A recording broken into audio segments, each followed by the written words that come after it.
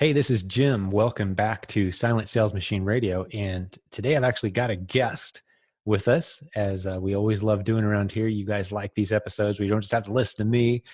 It's Mr. Tim Jordan, man, with Hickory Flats. He's a good friend of our community. He's got a great success story, beautiful family, and just doing this for all the right reasons. We just love hanging out with people who kind of see the world the way we do as partners, and always turns into something incredible. And I have to tell you today, listener, Tim and I didn't do a whole lot of show prep today. We just know that he's doing some cool projects. We're doing some cool projects. We're doing some fun stuff together. And we're just going to share some stories, and we'll figure out the description after the episode. Like, I don't know where we're going to go today. But he's just a guy who's been around. He's seen it. He's done it. He's failed multiple times. He's succeeded multiple times, built a reputation for himself. And he's got a heart also for a country that's near and dear to my wife and I's heart, which is Guatemala. We've got a little girl from there, and they've been there several times, planning on going back soon. I'm sure we'll hear a little bit of that too, as part of their business building mission.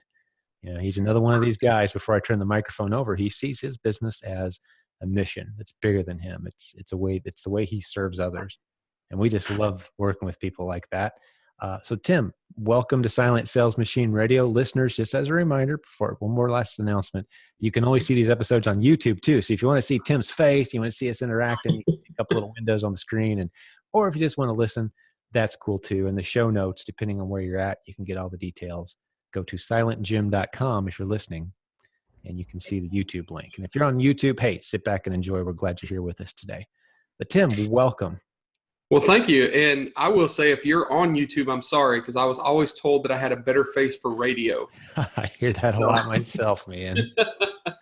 But yeah, thank you for having me. It's always a pleasure to share some of the stories, even some of the bad stories, because if I can help people by explaining some of the pain points that I've had and some of the dumb mistakes that I've made, and help them succeed in their business or their journey or their life, that's always kind of valuable to me to be able to give that back. So.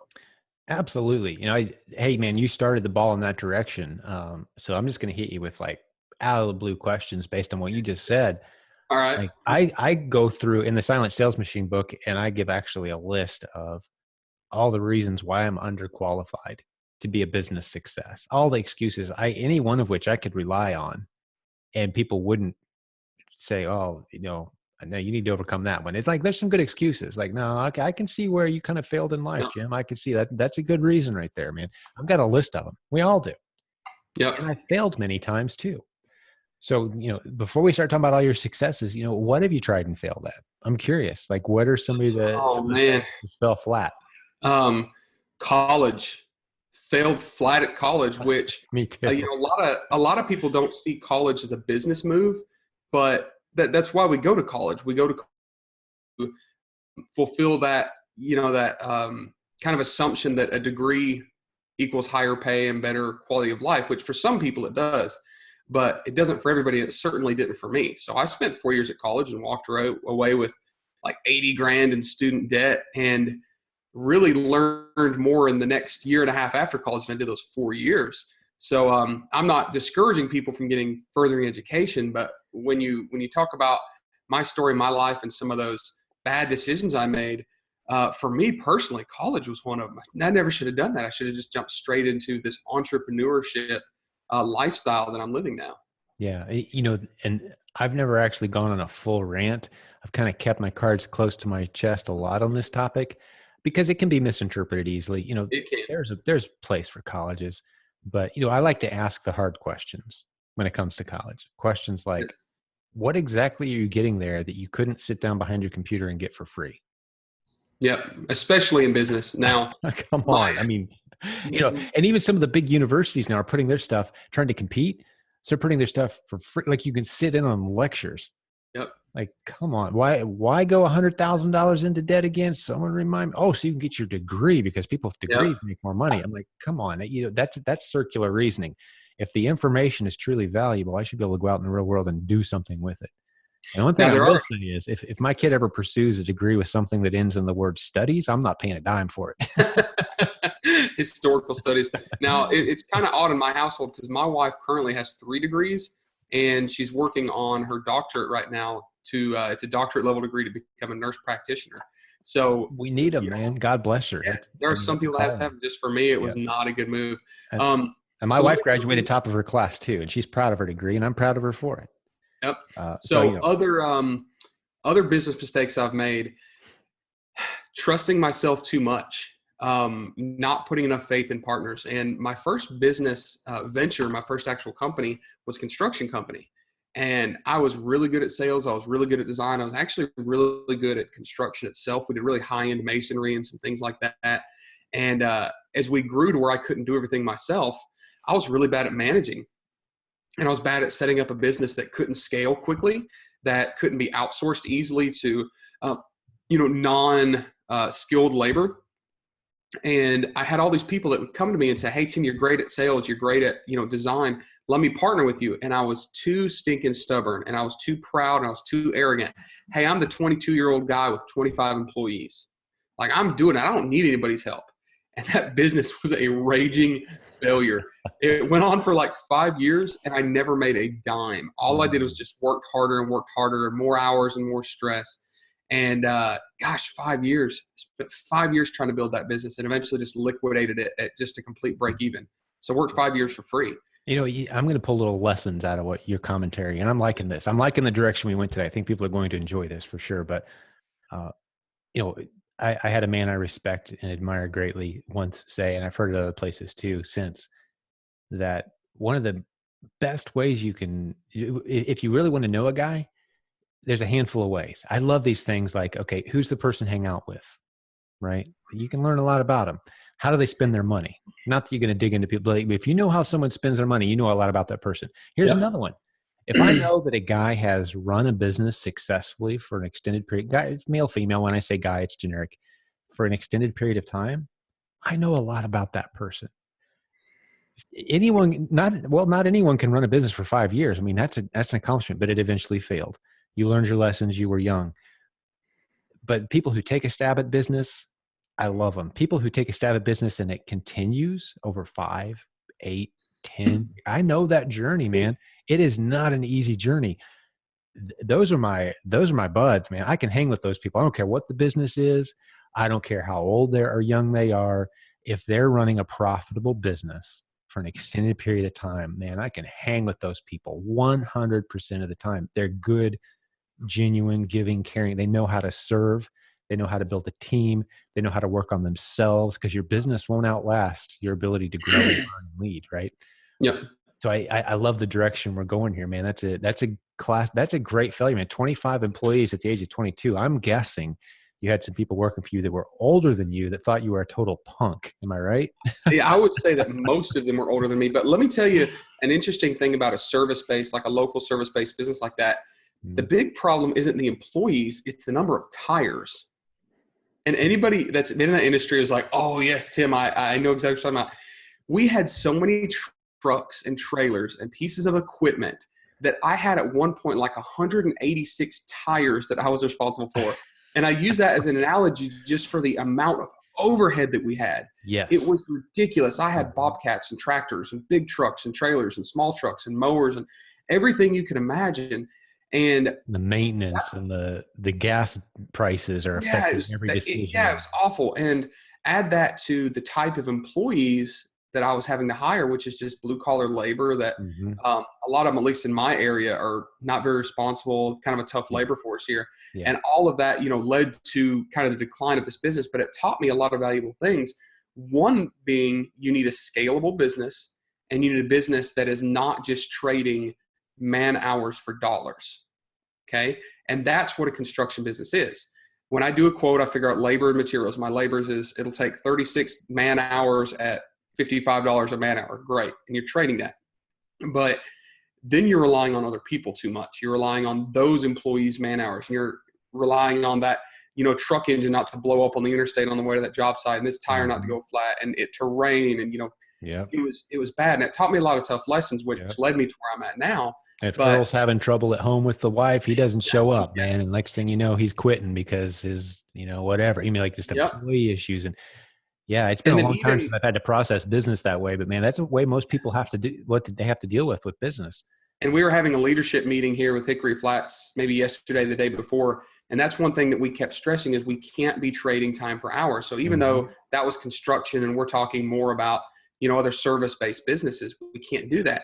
And I think that those lessons are what ultimately led me to become very intrigued by the idea of e-commerce, that working 24 hours a day for you. You've always got a sales machine turned on. I think that I should coin the phrase a silent sales machine. Think that's trademarked yet? That'd be a good book, man. Someone should write Could that be. book. Yeah, someone should write that book. And then also, I wasn't just trading, hours for dollars, man hours for dollars. I was actually selling physical products. Yeah, something that grows. And I've been doing it for 16 years, so sometimes I forget the most basic lessons of what got me so excited about this business. And I had my failures. We can go into them another time, but all kinds of, like, I'll mention one. Dude, I was tearing it up, so I thought, with a multi-level network pager company. Like, I was all That's old in, dude. school. I was on my I had some old internet connection, and it was dial up, and I was sending out invitations, and people were signing up, and I was building this downline, and I was building up all this virtual currency that was going to turn into real money eventually. And the company just shut its doors one day. And I mean, I had put in so much work to that model. So I mean, my failures, my list of failures are just long. The stuff that drove me to the beauty of this e-commerce model, where I feel like I'm just kind of, every day my work is like I'm pushing this snowball that it never gets harder to push, really. I'm giving it about the same amount of effort, but it's getting bigger as I roll it. And Yep. sometimes we'll hit a little uphill and you got to push a little harder, but most of the time it's either flat or slightly downhill. It's kind of fun, and it's just getting bigger So and let more me inclusive. give you the real quick story to finish answering your question of how I got into e-commerce, and I can tell you some Yeah. of those big mistakes I made in e-commerce, if that's all right. Keep it going, dude. I love it. So while I had that construction business, the reason I was able to succeed and pay my mortgage basically is I was also a full-time firefighter and paramedic here in the city that I live in. So the way that our schedule would work is we would work 24 hours on shift and then 48 hours off. So we were on one day, off for 2 days. We slept at the fire station for that 24-hour shift. We were there for an entire 24-hour cycle. Mm-hmm. And that left, 4 to 5 days off a week. So all firefighters had side hustles. I just got in construction. I got into it really, really big. Right. The days that I was on shift, if we weren't out checking equipment or we weren't on an emergency call somewhere, I'd be in my back bedroom on my computer, drawing up designs and doing bids and doing my accounting. So I was working, more than 2 full-time jobs essentially. And when that company shut down, I thought, that's fine. I'm never doing this. I'm going to spend years here, get my my retirement, my pension, and that didn't last because at heart I'm an entrepreneur. My entrepreneurship journey started when I was like 8 years old. This is a funny story. My dad took me to Sam's Club and bought me a big box of the king size candy bars, Reese's and Kit Kats and Hershey's, and you could buy them for like 40 cents for a big one. But the band at the school had a fundraiser where they would sell them for $1. So I just told all of my teachers that I was in the band, and I got one of those used white boxes, the fundraiser box, and we go to Sam's and load up this box, and I walk around selling them. And finally, like, the band director of the middle school pulls me aside and he says, Tim, I've seen you carrying that box for like 8 months. We haven't had one of those fundraisers in like 10 months. And I made a ton of money. So anyways, hustle the system. But that entrepreneurial bone was still stuck in me. And what I did is I ended up being contacted by a buddy who is starting a company that was doing procurement and procurement's a fancy word for sourcing, but procurement and logistics for the State Department. Okay. The U.S. State Department. And I said, sure, I'll do that. So I jumped in with them and was exceptionally good at it.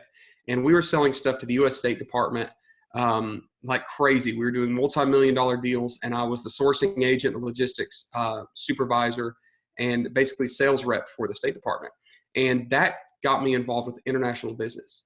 So I started going to China, and I'm doing business there. And I've been to several other countries, some Middle Eastern countries, and was really having kind of a good time at it.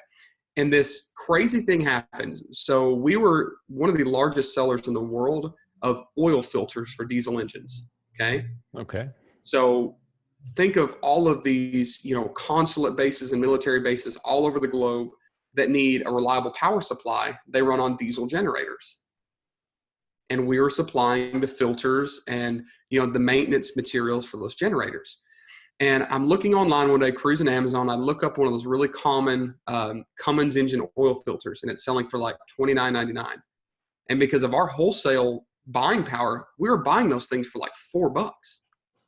And I started looking at all these other diesel engine parts, and I thought, holy cow, what a huge discrepancy. But I didn't even know you could sell on Amazon. I thought, I'm a genius. I'm going to sell these things on eBay. So that's all I knew. So while I'm doing these big operations, I had this little side hustle going on the side, and I decided I'm going to sell on eBay. So I literally put out a Craigslist ad. Okay. I put out a Craigslist ad that said, I need help learning to set up an eBay storefront.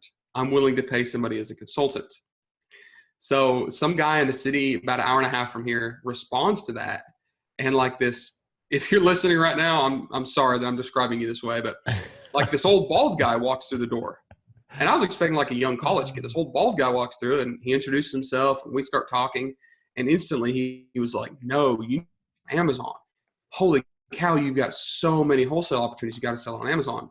And he was a student of the PAC course, right? So he'd been going to CES for a couple of years. He was really introduced to the whole Amazon selling community through your program, Jim. Cool. So I guess in a roundabout way, I can say that my Amazon career, yeah. So my Amazon career started with your education, which is kind of cool. That's neat. And within just several months, we were a 7-figure seller at pretty good margins, like 22% ROI, even wholesale. But I quickly realized that this is a great business model, but it won't be 10 years from now. And I'm too reliant on, my wholesale suppliers. They could start cutting me off because I'm selling on Amazon. They might not want me to. Too much competition can drop on. So I started thinking about private labeling. And Jim, I'm going to out you a little bit here because you and I have had this conversation. The term private label is not descriptive enough. Like it's the term private label is too broad, right? There's simple private label. There's bundling items that you can buy from wholesalers here and putting a brand on it, selling on Amazon. And there's private labeling, which is building multi-million-dollar brands, in huge retail stores. It's really wide. Yeah. So I don't want to use the term private label, but I was introduced to the concept of private label, which is, hey, we need our own products. Right. But I had a cheat sheet. I was already doing business in China. So I knew some funny stories and quirks about things like Alibaba. And I said, I'm not going down that route again. I've got some funny stories I can tell you a different day about that. But I started contacting my folks in China, and I was doing research and basically just started knocking off the data and the information and the PPC, reports that we were getting on our wholesale, because we're actually running PPC and wholesale. And I knew what we should be able to launch as a quote unquote private label product or own brand. And man, did I make some mistakes. So we're wrapping back around to your first question, mistakes. Listen, I have done some boneheaded stuff. One of the biggest ones that I ever did was I saw this product that had a lot of velocity on Amazon, a lot of sales, and it was one of those emergency window breaking hammers for your car. Okay. Right. So I knew a lot about the automotive industry, and there was this one seller. It was a little orange hammer. It had two little stainless steel points and a seatbelt cutter on the bottom, right? Yeah. And he was selling just a ridiculous amount. Jungle Scout was saying he was selling like 4,500 units a month at like $14.99. Okay. So I call up my buddy in China. Hey, here's a picture. Can you find that? The next day is like, I already found the factory. It is literally the exact same product. I said, great. Send me 100 of those. Let's test them. So he sends me 100, and it's the same product. Why wouldn't I sell it on this other guy's listing, right? So I sent his listing. We sold all 100 in like 4 hours. And I was like, yes, victory. I showed my got a letter. I said, dude, this is huge. We're going to make so much money. And our cost was like 61 cents. Even after air shipping him, it was like, did you cut his price? You undercut his price by like 50 cents, right? And just like, by like 3 cents, 5 cents. It didn't matter. That's all. Yeah. Right. And I bought like 5,000 of those things. Oh my gosh. And I got him in. I was going to be rich. And, so I sent in my first like 1,000 to the listing. I was like, well, that'll last me several days, and immediately got the account suspended. And the problem was we were doing 7 figures in wholesale on that same account. And we had several other, private labels that we were launching, and we're suspended and we are dead in the water. And that's when I realized the term or the concept of hijacking a listing. And even though my hammer was exactly like that other guy's who had spent mountains of time, probably years building that listing, getting his velocity up, getting his reviews, he had a sticker on his package that I didn't. He was Mm-hmm. protected, and I had Mm-hmm. not completely replicated the entire bundle. What was the sticker? It was just a little brand sticker. That's all it was, It with a was little his brand trademark. name. Well, It was his his little brand brand name name and a and trademark. trademark on it. That's all it And was. unless you had that sticker, Amazon didn't see it as the same product. And since it was trademarked, I couldn't Mhm. even legally create that sticker. Right.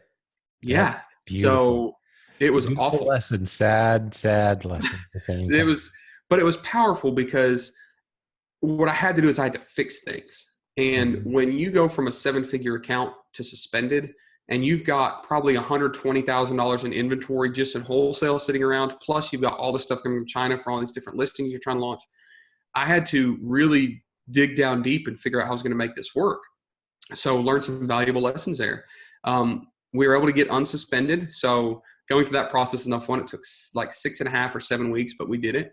But I started realizing then, hey, this is not going to be as easy as I thought it was. It's not just loading up on any listing. Now I was tracking down why was he protected and why did he have so many sales when other people didn't? And I started learning about the optimization and the launching and all that good stuff. So basically, while we were waiting to get unsuspended, I had 7 weeks to just do nothing but study how to launch a product on Amazon and study what types of products could be sold on Amazon or couldn't, or what had demand or high competition versus demand with saturated competition, right? And ended up coming out of that with a lot of product ideas, and a lot of them worked really, really, really, really well. I just heard you say something Awesome. between the lines that didn't should be mentioned. Um, you are sitting on potentially a business. I mean, you didn't know you were going to be reinstated, although 95% of the time people do get reinstated. You didn't know this, and you were spending your time studying. That says a lot about a dude's character. I mean, like here you are sitting on basically on a cliff where you didn't know Yep. where you'd been shoved off a cliff and you didn't know if the parachute was going to open, but you got your book open. Well, it was That's kind of do or die. Yeah. well, I mean, but that is an admirable character trait. That's something you got to have, even on those really bad days. It's like, man, you've seen that graph of like the entrepreneur's journey. It's like, yay, today's awesome. Why did I ever do this? I should go get a job. Yes, Yeah. I'm winning. And like, I'm an idiot. My wife or those people that told me I should never do this, they were right. I never should have gone this way. And they're like, hey, I just proved everybody wrong, right? Like that's the journey.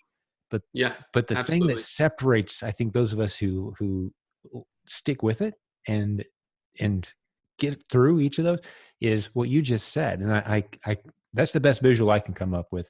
Amazon shoved you off a cliff, Circus Edge shoved you off a cliff, and you're like, okay, I've got a parachute here. I don't know if it's going to open, when it's going to open, when I'm supposed to use it here. I don't know, but you got your book open reading on your way down. It's like, okay, I'm going to trust there's going to be a soft landing or this parachute's going to work. I mean, the uncertainty, you're still in there studying, learning, doing what you can do with what you got versus curling up in a ball psychologically and like rocking until it's all over. And It's an and admirable it's trait. And a lot of people can't handle that part.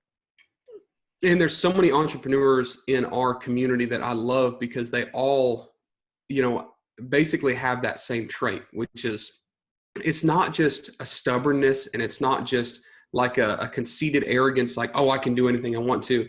It really is really humility of, at least it was for me. Hey, I backed myself into this corner. I caused Mhm. this problem myself. But Mhm. now my family, my business partners, um, my vendors, to be honest, were all relying on me because they didn't want to have to return all that stuff because they got sales commissions off of it, right? So Mhm. really what happened is I loaded up this weight on me and said, all right, I have to fix this. And that's what we as entrepreneurs do. Now, there is a downside to that, which is kind of a whole other conversation about, you know, blurring the line between business and personal. And we, relate our personal success with our business success, which can be dangerous. And Right. honestly, that's why like entrepreneurs have one of the highest rates of anxiety, clinical anxiety. Anxiety, suicide. I mean, it's a real Yeah. risk because we tie our identity. I think, especially as males, I think females tend to struggle slightly less with this than the guys. Guys, we see what we do as who we are Yeah. by Yeah. default. Which is, it's terrible. It's a complete fallacy, but it is what it Mhm. is. But one cool thing about that is as entrepreneurs, we tend to do that. We tend to rise above that.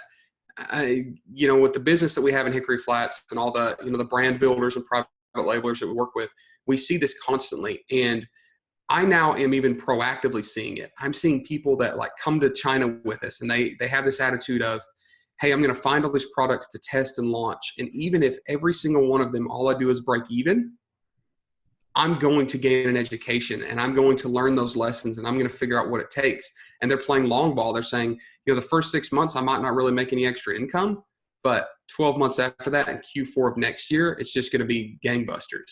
And that's really inspiring, to me, because I didn't recognize when I was doing it that is a trait that we as entrepreneurs have. I was doing it for survival at the time. But now, because I've been through, literally one of the most stressful times in my life and came out of it and did extremely well on the back end of that, now I can recognize that in other people, and it allows me to give them encouragement, because just like I didn't see it myself as, hey, Tim, you're stronger than you think you are, and you're more capable than you think you are. I see people that I was talking to a guy yesterday who he got a listing shut down. It was best-selling listing. And he literally texted me. He's like, man, this isn't for me. And I was like, dude, what are you doing? What's the problem? So I have a, user permissions account. I looked at it, I said, you think that you're shut down? No, click this button in your gravy and you turn your sales back on, right? But if I hadn't, learned to recognize that maybe what we see is like complete doom and gloom isn't really doom and gloom. They just need someone to kick them in the seat of the pants and say, hey, log back in and just take care of this little issue, or keep going, or reset, or buy a different type of product, or liquidate that inventory to buy some more. It gives me an opportunity to get to witness that over and over and over and over again, which is really, really powerful stuff as business owners, but also just as humans. Yeah. I love it. It's why we have community, why community is so important. But to be very specific, having done this for 16 years now, and I say that like it's a big number, because in internet years, it kind of is. You're like 92 years into this thing, Jim. It's like dog years. I'm like, I need a walker and like, bifocals at this point, man. Actually, I kind of do need glasses. I don't wear them often enough. But the lesson I want to lay out there is, man, you need the community, because what you'll experience is every time, literally every single time, I can think of zero exceptions with all the thousands of people that we've coached and courses people have bought and people who have thought in their mind, I just hit a brick wall. That was the official game over brick wall. It's time to cash in my chips. I'm done. Every single time, if you have the right people in your life, you can come up with, and I challenge my team all the time, not just what's the solution, what are 10 options we have at this point?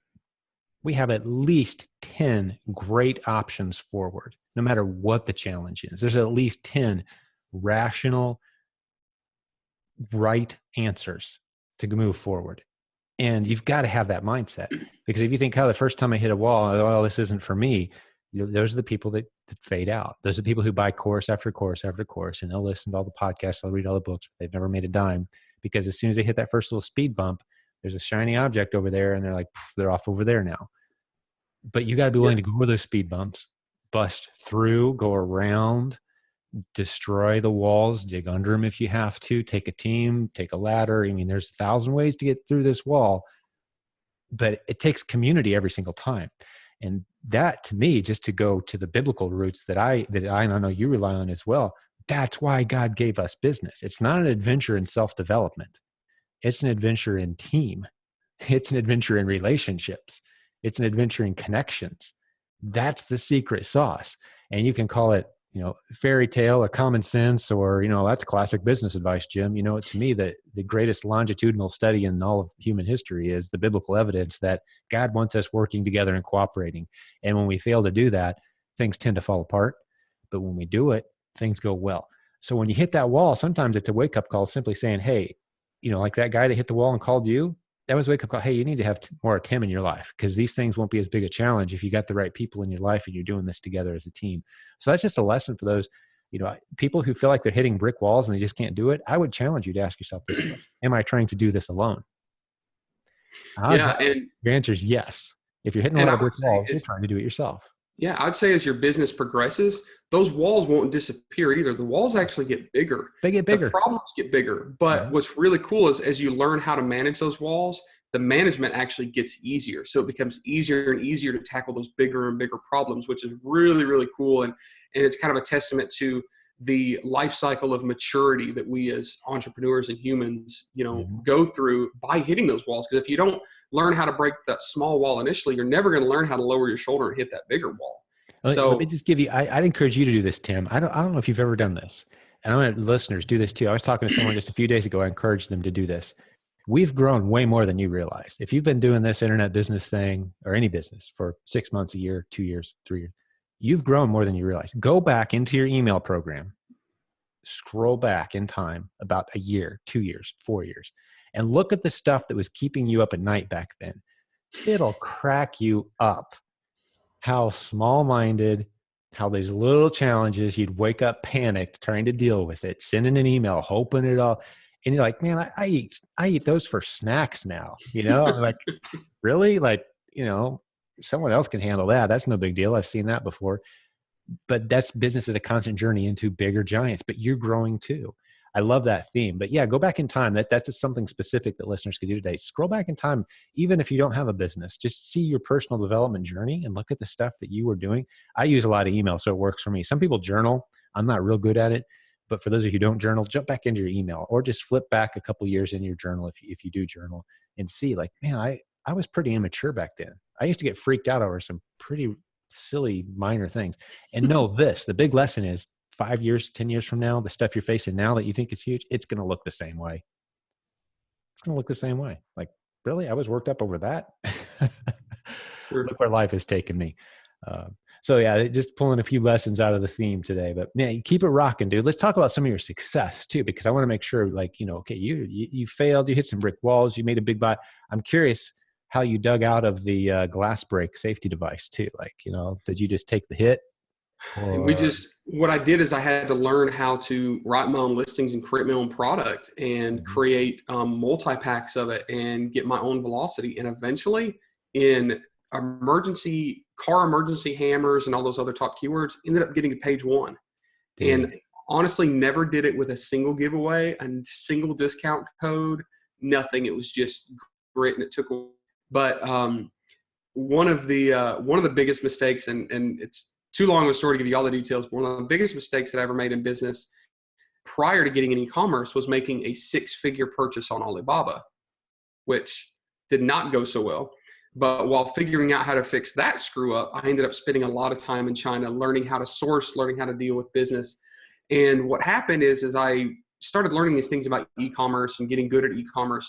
People started coming to me because I was in communities like My Silent Team, just learning. I was a rookie, and people started coming to me and say, "Hey, I heard that you've got connections in China. I've heard that you're shipping stuff from China. Can you help me find this? Can I put my pallet in your container?" And that turned into the service-based company Hickory Flats, I right? love it. So Which trying to fix the big mistakes you made, formed connections, oh, and turned you into an expert. and Right gave next me a thing, skill set that nobody else had. gave you a I ended up, platform.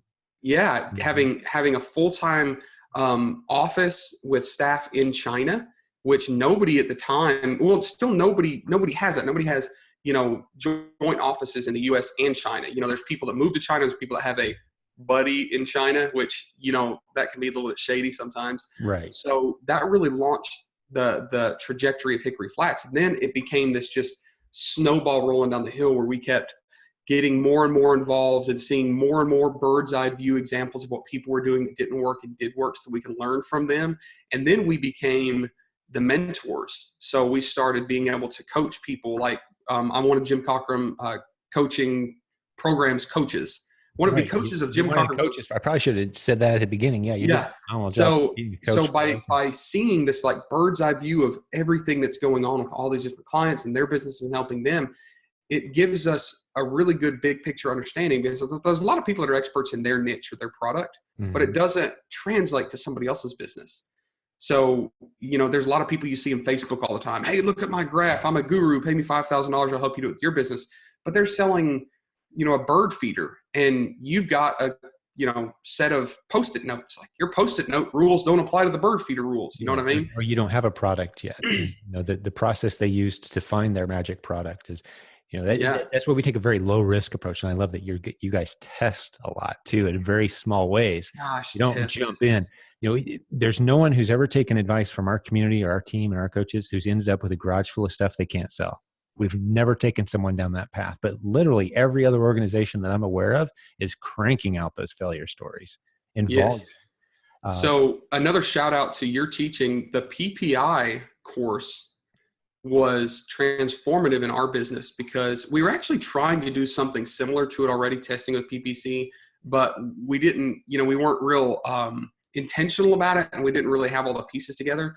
And what we started doing was just buying stuff in small order quantities, which leads to, the process we use in EWU. And I can tell you that in the past 3 weeks, we have launched somewhere between 25 and 30 brand new products on Amazon. Now, that's here's the awesome. thing.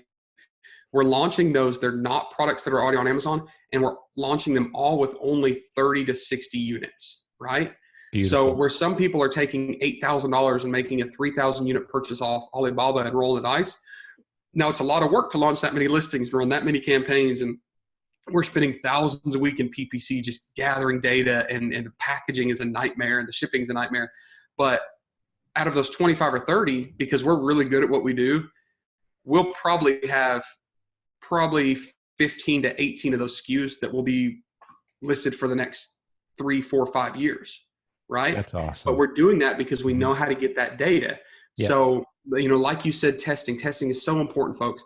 And if you're too worried about success or failure, and that's keeping you from taking that step of launching your first product or trying to launch your first brand, it may be because one of two things. One, you're not using enough information and teaching to help you validate your idea is good, and you're getting in your own head and saying, I can't do this, I get this, when you may know exactly what to do, you just got to do it.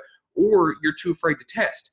And the failures of a test are not actually failures. They're just validation that this is not a product to continue with. And it's good education for you on what to avoid next time when you're getting your idea generating process going. Right. So every failure that we have in a product, we still sell out and we'll get our money back on them. It's just not going to be a huge success. We deem it as a quote unquote failure. But now we know mountains of information we didn't know going into that, and we can streamline our process. And now you get to the point where, like we're doing, we're launching, 10, 15 products a week right now. It's ridiculous. That's awesome. Let me fill in a couple gaps. I always like to listen to these episodes with guests, Tim, from a vantage point of someone who's brand new. So I want to do a Yep. little housekeeping for a second, because you dropped some words and some acronyms and things that I just want to make sure, like, no one's thinking, okay, wait, they just went over my head. I don't know what that acronym means. So I'm going to fill in some gaps for the listeners, because you just laid down a brilliant path that is not complicated. There's nothing rocket sciencey about this. You don't need a business degree.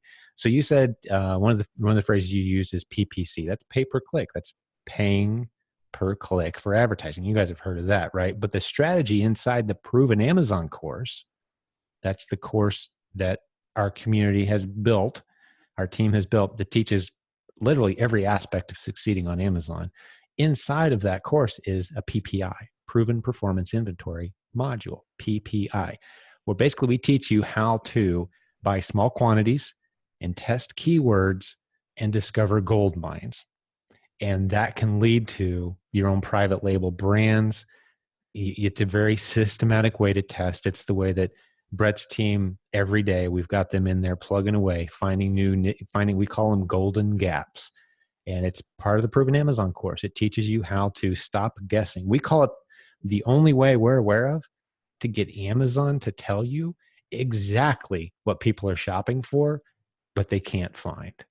It's the only And way your we're aware of. competition. Yeah. Mm-hmm. And your competition.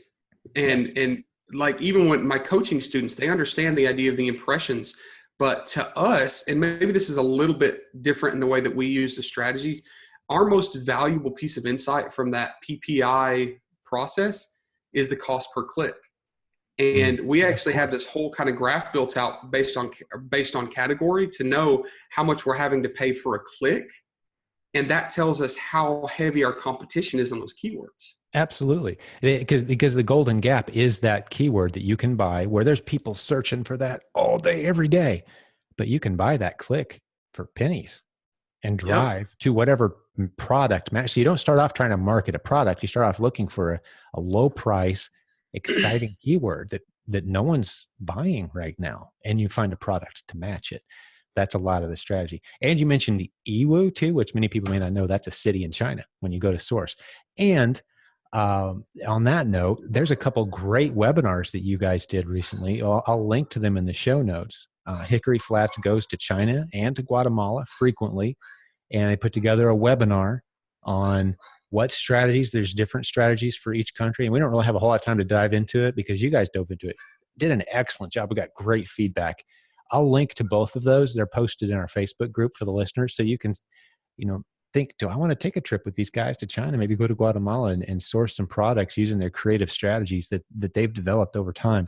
Because you guys are really doing some powerful stuff right now. So I'm excited to share that with folks. But we don't really have a whole lot of time to dive into that as we start to wrap this one up. But maybe you could hit on it briefly, because I'm sure I didn't do it service. You've got 1,000 things I'm sure you'd like. I'll give the what really would you tell short people version. to get them to encourage them to watch those webinars? Like, what can they expect? Listen, there's content in there that really no other communities are talking about, and it's content that is unique to what myself and my business partners have found, because we started doing some kind of cutting edge things when it comes to sourcing. We were bold. We got on planes. I spent hundreds of hours in plane seats that I didn't find any good products from, and I learned mistakes. So Iwu is a city that literally has one of the biggest single roof markets in the world. Millions of products, over 100,000 vendors under one roof. And I went there several trips before I figured out how to make it work. And we created this entire tactic of like the PPI and pre-purchase validation and all this stuff. And we now take clients there. We had an MST community member that went this past March. Hadn't been on a plane since like pre 9/11, scared to death of flying. I can't go to China, but we have everything taken care of. It's all, like all inclusive. We cover transportation and meals and hotels and everything. So you just show up. She walked out of the market with over 800 product ideas. 800 product ideas. And then we have a method that we show where we actually validate and you buy small orders. I think she's bought tests of like 300 of those SKUs. And this Q4 has been huge for her based on just the amount that she found in Iwu, and she continues to source from there. So that was one of those, a mistake that I made, trying to figure out how to source, trying to making those big mistakes led to. One mistake was the first time I went to Iwu, I didn't have the right mindset or the right training to go in, but it led to this ability to figure out a system that now, like 3 times a year, we take groups over there and we teach them and we walk them through the process and we handhold them through it. And now they can learn from our mistakes, which is really, really cool. Oh, that's fantastic. And, all these pieces kind of add together slowly to form, they turn you into an opportunity seeking machine. You can recognize and filter the world around you and see opportunity. Like I saw, and this may seem like kind of a random place to go, but I saw a multi-million-dollar idea on Facebook the other day. It was a simple concept, and it had taken off, and the people didn't even realize why it had taken off. But knowing what I know about my connections in China, and knowing what I know about, the proven audience formula strategies that we talk about around here, where, we look for shareable stories and shareable content before we look for a product. Like if it's shareable, like I saw a video of a toy being demonstrated. Someone shot this video. They were on a China trip, not with you guys, with somebody. It's like, oh, that's a cool, funny toy. I'm like, gold mine. If that's not in the mainstream, it's a gold mine, because it's a very shareable, easy to share. You guys are doing some of this in Guatemala too. You're sharing like the story behind the products. If you got a shareable toy, a shareable concept, something you can capture very candidly on video, put it on Facebook, test it $20, $30 of ads. If it starts to resonate and spread, we've gotten pretty good at detecting which ones will and won't. And we've got the 8-figure business to prove that we're getting pretty good at it. You start to develop that mindset. You're eliminating risk from the process. Yep. So you're testing very small quantities, and your winners are spiking and very easily picked out. And you're not writing big checks and hoping it works. You're testing in small ways. So we finally figured out how to do China and Guatemala from that vantage point. You're not writing $100,000 check and then hoping that it doesn't all end up in your garage. Yep. 20 of this, 30 of that, based on some pretty educated guesses, and you get good at identifying winners. So I love, you guys are kind of that missing piece that we've been looking for, someone that we could partner up with and take these trips and kind of represent our strategies and our culture very well, which you guys are doing. So what am I leaving out? Give me 4 minutes to talk about Guatemala. Dude, in context of what we're doing. Yeah. So Dynasty Toys, the first viral video with, 1 million views or whatever on Facebook, didn't become that way because of the toy. It No, became that way because of the story of the the experience. story, the reaction, the experience. So, Yes. so what we figured out, I have a heart for Central America and for the Caribbean. I've been doing mission work there since I was early on in college. And what I noticed were some brands like Tom's Shoes, people like that were selling a product based off of a story. Mm-hmm. So it took me several years, and you can watch that webinar, and Jim will link to the webinar, exactly how we went through that process and the processes we use. But what we found out is that by telling a story of artisans and or telling a story of the consumers. So if you make a consumer the hero, if you empower the consumer of your product, just like Tom Shoes does, it's wildly, wildly powerful. So what we did was, it took us years to do it, but we set up a business in Central America and didn't tell a soul. We set it up in Guatemala. It was not public. Nobody knew about it. And what we started doing was engaging artisans, figuring out how to build that system up, how to ethically, responsibly source where it's advantageous to the artisans and the producers as well as us as a business. And then once we figured that out, we were doing some crazy stuff. Like we were launching products that would get on page one pretty quickly in a competitive term at 3 times the price of everybody else on page one. And then Instagram is like blowing up with our stuff, and we're not doing anything. It's just happening because we put a story there and people resonated with it and wanted to build it. And then we started opening it up to other clients. We're working on a multi-million-dollar leather project right now that might not even be on Amazon. They've already got sales reps taking pre-orders right now. It's taken 6 months to pull this off, but it's like 61 different leather products, very high-end stuff. And Forbes is already talking about it. It's crazy. But now we started earlier this year taking groups down in Guatemala, and it's very different than China. China, you learn a whole set of skills and you learn one tactic. We actually have MST members that have been to Guatemala and China and talked about how different they are. But what we do in Guatemala is teach you how to build, like what Jim talks about, build a story around your product to create a brand, because your brand needs more than just products. It also needs its own, avatar. It needs its own story. It needs its own purpose. And when you build out a business with a brand and products that complement each other, it's just wildly powerful. So we take people down there and we introduce you to artisans. We introduce you to suppliers. We introduce you to concepts, to training principles, to validation and testing principles, but also to the idea of being a good citizen as well as a good businessman or businesswoman, which is massively, massively powerful. Jim, I know you saw some pictures from our last Guatemala trip, and you sent back a picture. You said, "Hey, this is on my wall. It's the same like Catholic church in Yeah, Antigua, you're right?" in our old stomping grounds. Yeah, we lived in Yeah, country for 100 days, and you guys were covering a lot of the same footsteps that we yeah. covered when we were adopting our daughter. And But I the love reason that a you lot of had that, stomping. yeah, the reason you had that picture is that emotional connection that you Yeah. had, right? Mm-hmm. So Exactly. if we can blend emotion, which is our own emotion, but also the emotion of our consumers, the people that Mm-hmm. purchase our products, with really good business that sustains and makes it possible for these artisans and producers to continue the legacy of their families and increase the position of the community, as well as us build businesses too. It's wildly, wildly powerful. And that's why these have gotten to be so popular, coming down to Guatemala with us, and sourcing in third world, underdeveloped countries, kind of all over the world. That's beautiful. It's occurring to me. Story is a very popular phrase, and I love it. I love the book Story Brand, and I've learned a ton from that. But at the end of the day, it's relationship. What makes something shareable on Facebook? It's when I think to myself, oh, I know exactly who would think that's hilarious. I know exactly Yeah. who would love to see this. If you create a story that gets people thinking that way, relationship building, that's what shareable is. It's, hey, here's something that could build relationships with people that you know.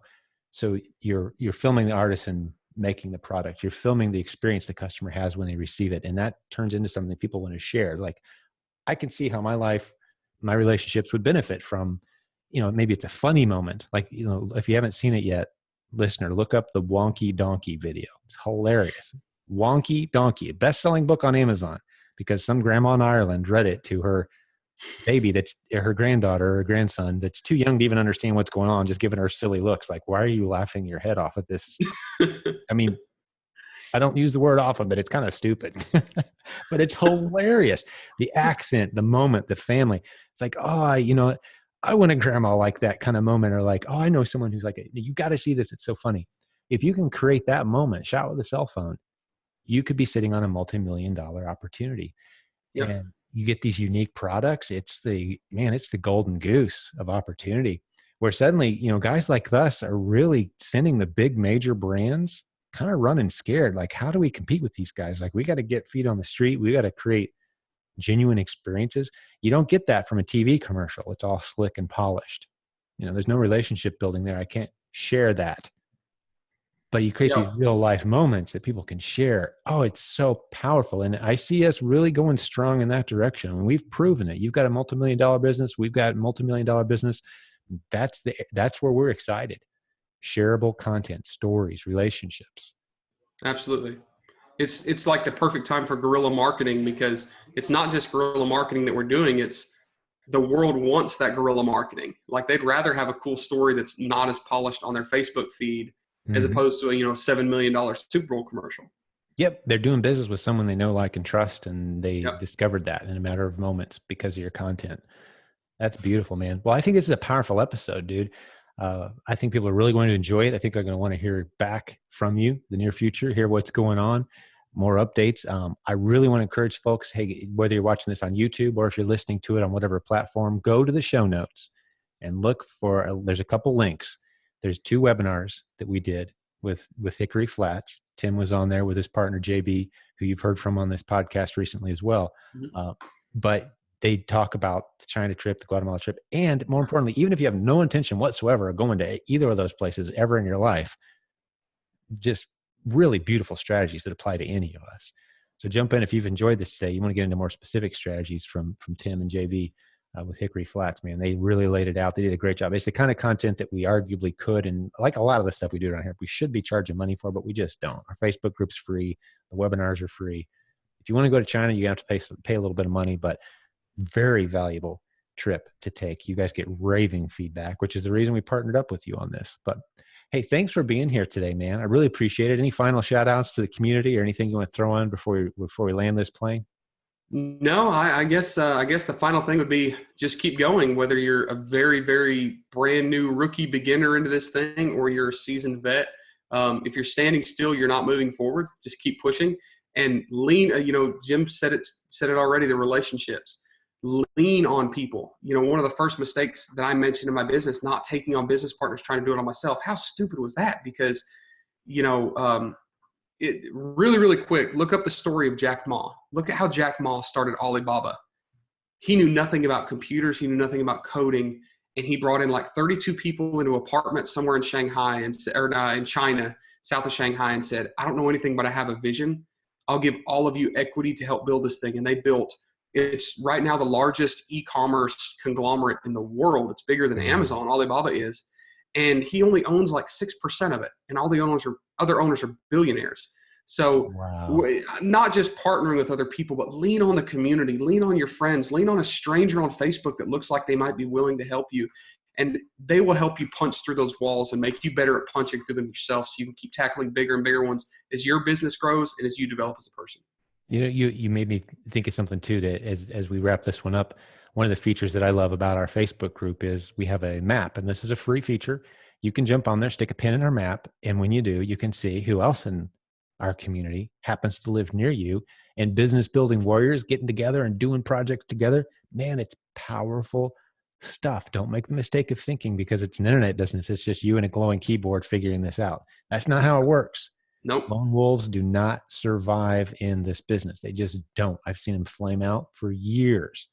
People who partner up even with limited skill sets, people who partner up and build relationships, they thrive, they last, they survive, they build something special. So that's a great way to end this episode. So all the links we talked about today, hey, we're going to have a bunch of good stuff in the show notes. So be sure and check that out. Spread the word. If you want to help us out, just say, hey, go to silentjim.com. Go check out that podcast. That's good stuff. Encourage, because we think the world needs more business building warriors. The world needs more entrepreneurial thinkers. And it's such a great time to be launching an internet-based business. And we want to be the ones that are feeding you that great content and ideas and the encouragement. So thanks for hanging out with us today. And this is Silent Sales Machine Radio. Again, my name's Jim Cochran. Today we had Tim Jordan with us doing a great job for us, representing Hickory Flats. But hey, God bless you guys, business building warriors from all over the world. We have listeners globally. We're just so honored that you spent some time with us today. We'll be back to do this again real soon. God bless.